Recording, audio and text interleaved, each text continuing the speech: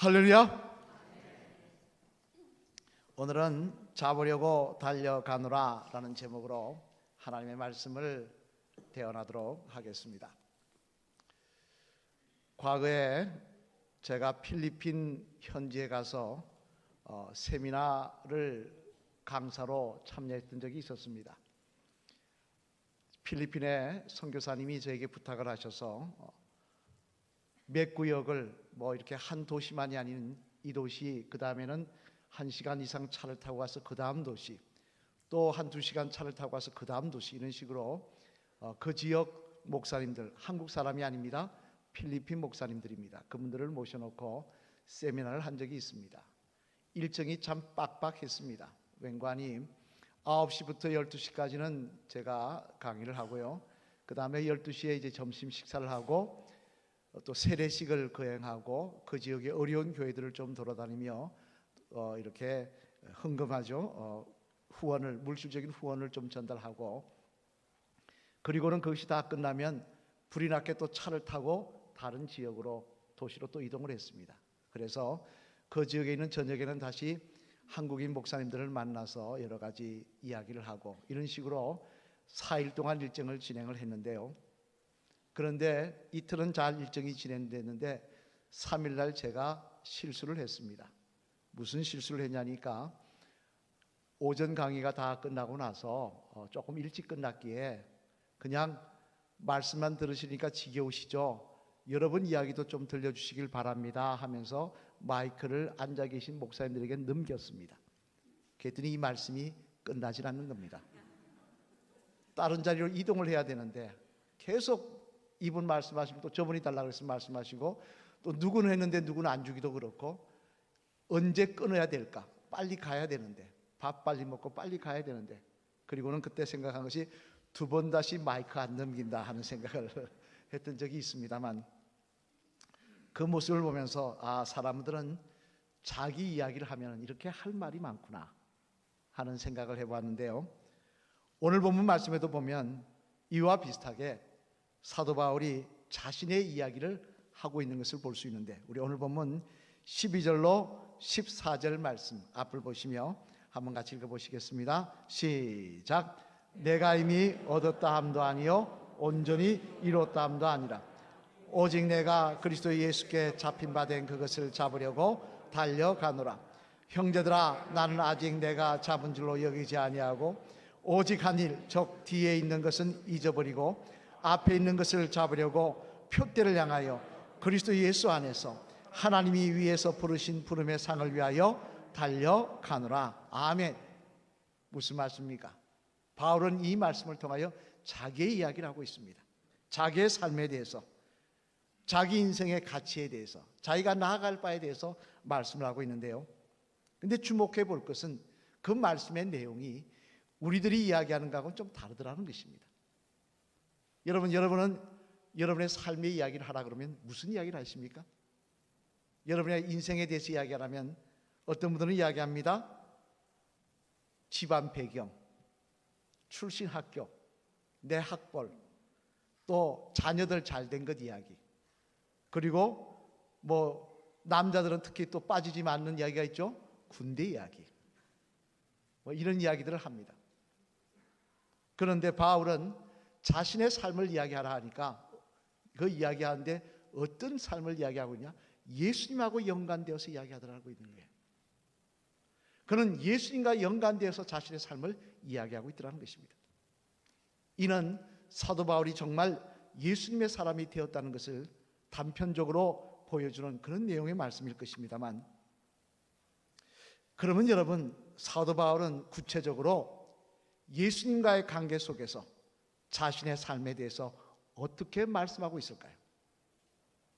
바라긴 오늘은 이 말씀을 통하여 저와 여러분들도 사도 바울처럼 예수님과의 관계 속에서 우리의 삶을 돌아보며 더욱더 믿음으로 달려가는 주의 성도들 되시기를 주님의 이름으로 간절히 축원을 드립니다. 그러면 사도 바울은 구체적으로 예수님과의 관계 속에서 자신의 삶을 어떻게 말씀하고 있는가? 그 내용을 살펴보면요, 먼저 첫째로 한번 같이 읽어보시겠습니다. 앞을 보시며 시작. 사도 바울은 자신이 예수님께 잡힌 바 된 존재라고 말씀을 하고 있다는 것입니다. 어떻게 이야기하고 있다고요? 자신은 예수님께 잡힌 바 된 존재라는 거예요. 오늘 보면 12절 말씀 앞을 보시며 한번 같이 읽겠습니다. 시작. 내가 이미 얻었다 함도 아니요 온전히 이루었다 함도 아니라 오직 내가 그리스도 예수께 잡힌 바 된 그것을 잡으려고 달려가노라. 아멘. 여기 보면 내가 그리스도 예수께 잡힌 바 되었다라고 이야기합니다. 그 이야기 무슨 이야기입니까? 붙들림을 받았다. 다시 말해서 예수님께 꼭 짚어서 택함을 받았다라는 이야기입니다. 사실 여러분들이 잘 아시는 대로 바울은 처음부터 예수님을 믿던 사람이 아니었습니다. 그는 오히려 반대편에 서서 예수님을 핍박하던 사람이었습니다. 예수님을 믿는 사람들을 제정신 아닌 사람이라고 생각하고는 그들을 잡아 죽이기 위해서 다메섹까지, 이방의 땅까지, 우리로 치면 다른 나라까지 건너갔던 사람이 사도 바울이었습니다. 하지만 그가 예수님을 믿고 믿음의 사람이 되어 이방인의 사도가 됩니다만, 하지만 그것은 꼭 그가 다메섹 도상에서 예수님을 영광 중에 만날 수 있는 그런 환상을 보았기 때문만은 아니었습니다. 영적인 눈으로 예수를 만났기 때문만은 아니었습니다. 그가 믿음의 사람이 된 데에 대해서는요, 그는 놀라운 고백을 하고 있는데, 갈라디아서 1장 15절 말씀 한번 같이 읽어보실까요? 갈라디아서 1장 15절 말씀 같이 읽겠습니다. 시작. 그러나 내 어머니의 태로부터 나를 택정하시고 그 은혜로 나를 부르신 이가. 아멘. 여기 보면 뭐라고 이야기하고 있습니까? 내가 다메섹 도상에서 우연히 예수님 만난 그것 때문에 내가 믿음의 사람이 된 게 아니라는 것입니다. 물론 계기는 되었지만 더 중요한 건 뭐냐? 하나님이 이미 나를 택하셨다는 거예요. 하나님께서 미리 나를 태중에 어머니의 뱃속에 있을 때부터 나를 택정하시고 하나님의 자녀로 삼아주셨다는 것입니다. 예수님을 만난 것도 그 은혜의 연상선상에서 그렇게 하나님의 사람으로 택하시고는 예수님의 사람으로 만드시려고 다메섹 도상에서 예수님 만나는 은혜까지 베풀어 주셨다는 거예요. 여러분, 이런 또한 우리도 마찬가지입니다. 우리들이 하나님 앞에 나와서 하나님의 자녀 되고 예수님의 사람 된 거요, 우연히 된 거 아닙니다. 어떤 분들은 이야기합니다. 새신자에게 왜 교회 나오게 되셨습니까? 왜 예수님 믿게 되셨습니까? 또래 믿은 분에게 물어보시면 뭐라고 말씀하시느냐? 이렇게 이야기합니다. 믿는 부모님 때문에 모태신앙이다 보니까 교회에 나오게 되었습니다. 또 어떤 분은 이야기합니다. 친구가 교회에 다녀서 교회 가자 그래서 교회에 나왔습니다. 또 어떤 분은 이야기합니다. 예쁜 여학생이 교회에 있어서 그 여학생 꼬시려고 나왔습니다. 그러다가 믿음의 사람이 되었습니다. 또는 믿는 아내를 만나서 하도 교회 가자고 득달을 해서 교회에 나왔습니다 라고 이야기를 합니다. 물론 그것이 계기는 될 수 있습니다. 하지만 그게 전부가 아니더라는 거예요. 그 이전에 하나님이 선택하시고 지명하신 은혜가 있더라는 거예요. 이는 성경 곳곳에서도 적용하고 있는 말씀인데요, 요한복음 15장 16절 주님께서는 뭐라고 말씀하시냐? 주님의 사람이 된 우리들에 대해서 이렇게 말씀하십니다. 우리 요한복음 15장 16절 말씀 같이 읽어보실까요? 시작. 너희가 나를 택한 것이 아니요 내가 너희를 택하여 세웠나니 이는 너희로 가서 열매를 맺게 하고 또 너희 열매가 항상 있게 하여 내 이름으로 아버지께 무엇을 구하든지 다 받게 하려 함이라. 아멘. 무슨 말씀입니까? 여기 보면 분명히 말씀하십니다. 너희가 나를 택한 것이 아니요 내가 너희를 택하여 세웠다고 말씀하십니다. 우리가 하나님을 선택한 것이 아니라 하나님이 나를 선택하셨다는 거예요. 이는 또한 사도 바울이 이야기한 에베소서 1장 5절에 6절 말씀도 마찬가지입니다. 이 말씀도 한번 읽어보실까요? 시작. 그 기쁘신 뜻대로 우리를 예수 그리스도로 말미암아 자기의 아들들이 되게 하셨으니 이는 그가 사랑하시는 자 안에서 우리에게 거저 주시는 바 그의 은혜의 영광을 찬송하게 하려 그시라. 아멘. 뭐라고 말씀하고 있습니까? 그의 기쁘신 뜻대로, 하나님의 뜻대로 이미 창세전부터 우리를 하나님의 자녀로 택하여 주셨다는 거예요. 너는 내 것이라고 불러주셨다는 거예요. 또 한 말씀만 더 보자면 예수님의 말씀입니다. 요한복음 6장 44절 말씀, 이 말씀도 마지막으로 한번 읽어보시겠습니다. 요한복음 6장 44절 시작. 나를 보내신 아버지께서 이끌지 아니하셨으면 아무도 내게 올 수 없으니 오는 그를 내가 마지막 날에 다시 살리리라. 아멘. 여기도 뭐라고 말씀하십니까? 아버지께서 그를 인도하지 않으셨으면, 아버지께서 그렇게 적정하지 않으셨으면 누구도 예수님의 사람이 될 수 없다는 거예요. 사실 여러분 그렇지 않습니까? 제가 늘 말씀드리는 말씀입니다만, 만약에 저와 여러분이 저 북한 땅에 예수님 옛자도 못 꺼내게 하는 그 땅에 태어났으면 예수님 믿을 수 있었겠습니까? 저 이슬람이 판치는 시리아 같은데, 터키 같은데, 그런 데 태어났으면 예수님 믿으시겠습니까? 만약에 또 시대나 조선시대나 고려시대 때 예수님 옛자도 못 듣는 시대에 태어났으면 예수님 믿으시겠냐는 말씀입니다. 믿음의 가정에서 태어나는 것, 이 시대에 태어나는 것, 복음이 편만한 이 시대에 태어나는 것, 내가 선택하는 거 아니지 않습니까? 여러분 스스로 선택하셔서 1900 몇십 년도에 태어나겠다고 작정하시고 태어나셨습니까? 믿음의 가정에 태어나시겠다고 작정하고 태어나셨습니까? 아니지 않습니까? 이건 내게 속한 게 아니고 하나님께 속한 것이라는 것입니다. 하나님이 그렇게 작정하시고 우리를 불러주시고 하나님의 사람으로 인도하시며 만들어 가시더라는 것입니다. 그러니 여러분, 그 은혜를 생각하면 얼마나 감사합니까?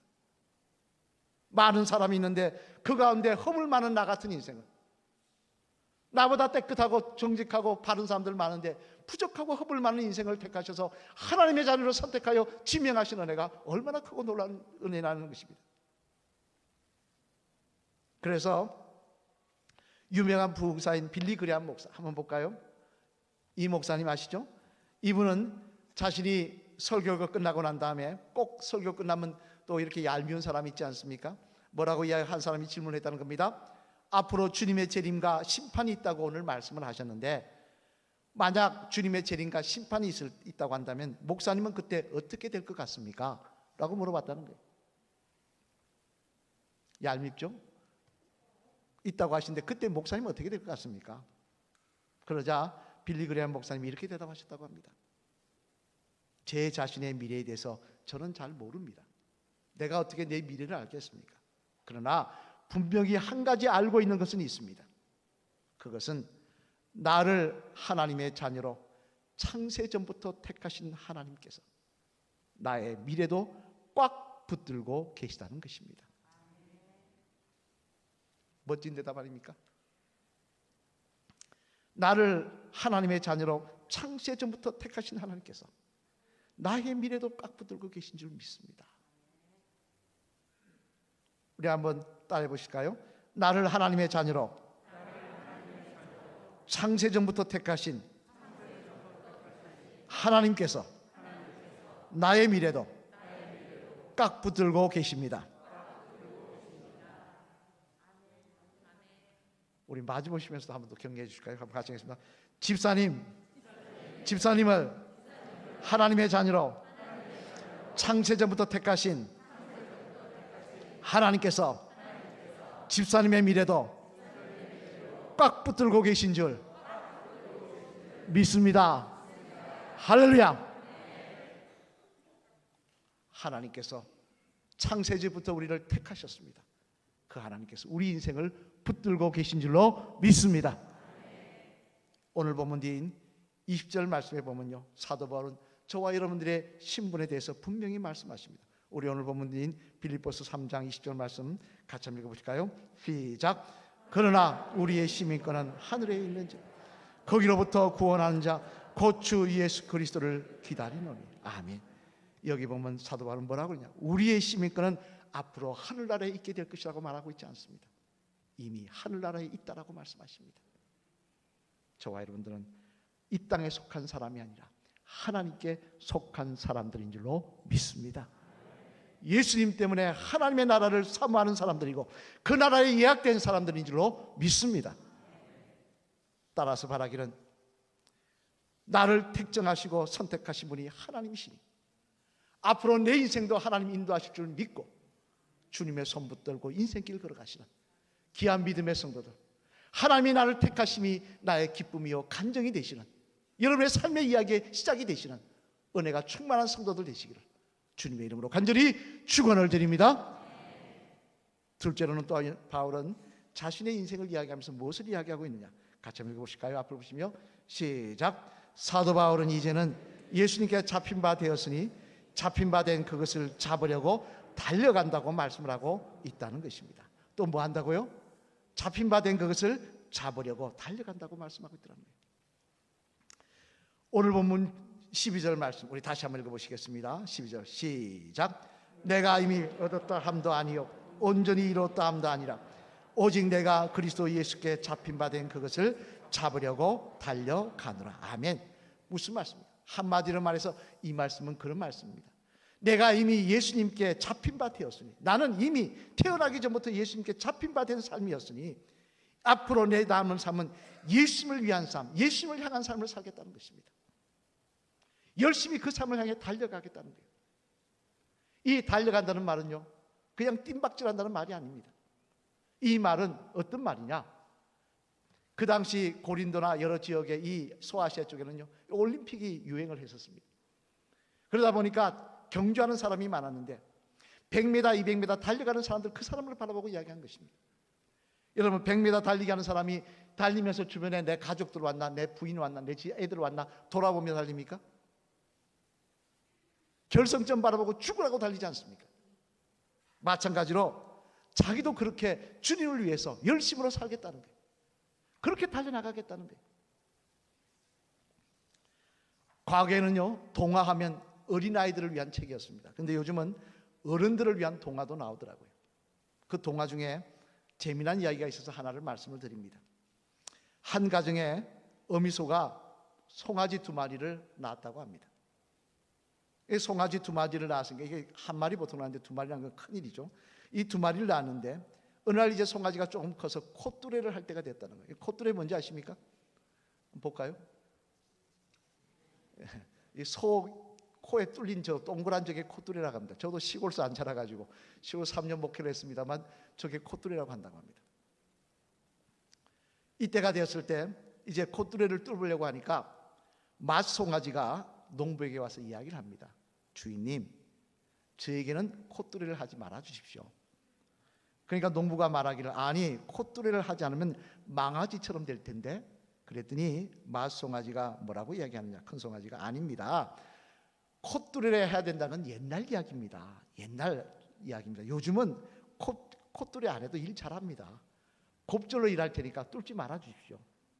그랬다는 것입니다. 아니, 본인이 곱절로 일하겠다는 거예요. 그래?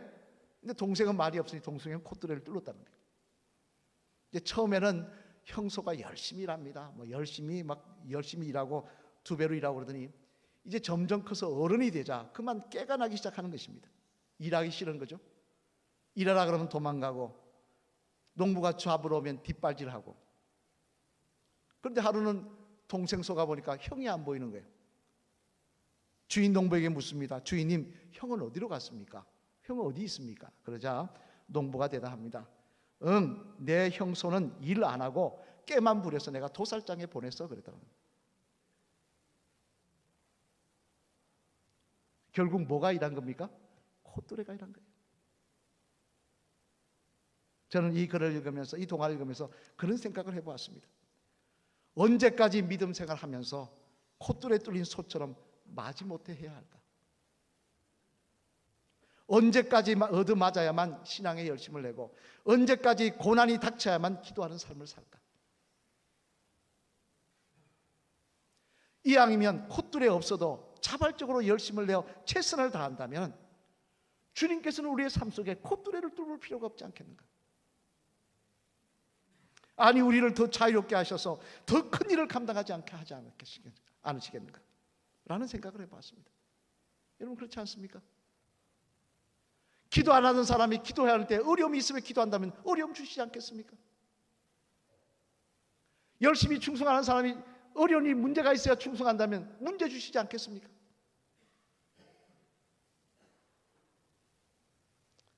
고린도전서 4장 2절 말씀 보면요, 사도 바울은 분명히 우리에게 이렇게 권면하십니다. 우리 고린도전서 4장 2절 말씀 한번 같이 읽어보실까요? 시작. 그리고 맡은 자들에게 구할 것은 충성이니라. 아멘. 무슨 말씀입니까? 예수님께 붙잡힌 바 된 우리들은 당연히 충성된 삶을 살아야 된다는 것입니다. 또 디모데전서 1장 12절 말씀도 마찬가지 말씀을 하십니다. 우리 디모데전서 1장 12절 말씀도 같이 읽겠습니다. 시작. 나를 능하게 하신 그리스도 예수 우리 주께 내가 감사함은 나를 충성되이 여겨 내게 직분을 맡기심이니. 아멘. 무슨 말씀입니까? 여기에 보면 다른 것은 다 하나님의 은혜라고 영역이라고 이야기합니다. 건강도 하나님의 영역이고요, 물질도 하나님의 영역이고, 시간도 하나님의 영역이고요. 하지만 충성만큼은 내가 하나님 앞에 내놓을 열매라는 것입니다. 충성만큼은 내 몫이라는 거예요. 그리고 또 누가복음 19장 17절 말씀에서요, 주님은 이렇게 우리에게 권면하십니다. 우리 누가복음 19장 17절 말씀, 하나님의 밤 승리인데요. 같이 읽겠습니다. 시작. 주인이 이르되 잘하였도다 착한 종이요, 내가 지극히 작은 것에 충성하였으니 10골 권세를 차지하리라 하고. 아멘. 무슨 말씀? 충성하는 자에게 더 큰 것을 맡기게 하시겠다는 것입니다.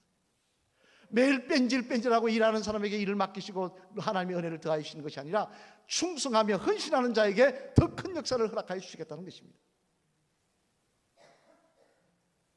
그러니 여러분, 충성할 수 있는 기회는 하나님의 은혜 아니지 않습니까? 예수님을 위해 열심으로 달려갈 수 있는 일은 나에게 주신 하나님의 기회이지 않습니까? 이제 말씀을 마치려고 합니다. 전쟁과 평화를라는 글작을 남긴 톨스토이 아실 것입니다만 한번 볼까요? 이렇게 생겼죠. 그의 작품 독서의 바퀴에서 그는 이런 유명한 말을 했습니다. 저는 이 말이 참 마음에 와닿는데요, 한번 들어보시길 바랍니다. 인간은 자유인 같지만 그러나 실상은 무엇인가 항상 붙들려 살고 있는 존재다. 내가 내 발대로 마음대로 다니니까 자유인 같지만 사실은 뭔가 붙들려서 살고 있다는 거예요. 어떤 사람은 돈에 붙들려서 돈돈하며 살아가고 있고요, 어떤 사람은 성공에 붙들려서 성공하면서 살아가고 있고요, 어떤 사람은 욕심에 붙들려 살고 있고요, 어떤 사람은 자식에 붙들려서 자식하면 절절절절 매면서 쫓아 살고 있더라는 거예요. 이제 한번 여러분에게 묻겠습니다. 여러분은 여러분의 인생이 무엇에 붙들려 살고 계시다고 생각하십니까? 무엇이 내 인생을 좌지우지한다고 생각하십니까? 오늘 사도 바울은 말씀합니다. 나는 이미 예수님께 택정받은 사람이라는 거예요. 하나님이 나를 택하셨다는 거예요. 따라서 이제는 하나님만을 위해서, 예수님만을 위해서, 그 영광만을 위해서 달려가겠다는 거예요. 오직 그분의 말씀만이, 그분의 뜻만이 나의 삶을 좌지우지할 수 있다고 그런 고백하고 있는 것입니다. 저는 이 고백이 저의 고백이 되기를 원합니다. 그리고 이 고백이 여러분들의 고백이 되기를 소망합니다. 그래야 할 때 우리는 주님 앞에 갔을 때 너 뭐 하다 왔니?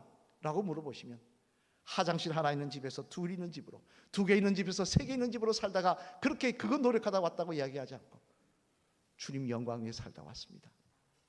주님 기뻐하실 위해 살다 왔습니다. 고백하는 저와 여러분들이 될 줄로 믿습니다. 우리 마지막에 한번 따라할까요? 집사님은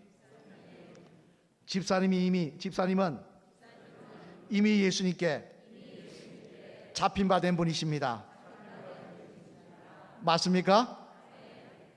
아멘 소리가 작은데 맞습니까? 이제 주님만 바라보며 충성을 다하시는 진짜 집사님 되시길 바랍니다. 할렐루야. 아멘. 붙잡힌 바 되었으니 그 영광을 위해 달려가는 저와 여러분 될 때 우리의 삶은 정말 가치 있고 복된 삶이 될 줄로 믿습니다. 오늘 보면 14절 말씀 다시 한번 읽어보실까요? 시작. 표대를 향하여 그리스도 예수 안에서 하나님이 위에서 부르신 부름의 상을 위하여 달려가노라. 아멘. 표대를 향하여 그리스도 예수 안에서 하나님이 위에서 부르신 부름의 상을 위하여 달려가노라. 여러분 인생 잠깐입니다. 어떤 분 말씀하시더라고요. 제가 몇 살로 보이십니까? 그러니까 40대로 보이는 분들 50대에서 제가 그건 욕입니다 그랬습니다. 저도 환갑이 지났습니다. 인생 돌아보니까 금방이더라고요. 처음에 목회 나갔을 때 60 되신 분 보면 할아버지다 그랬는데 어느 순간 제가 그 자리에 와 있더라고요. 세월이 금방 지나갑니다. 무엇을 남기시려고 합니까? 하나님 앞에 무엇 자랑하시려고 하십니까?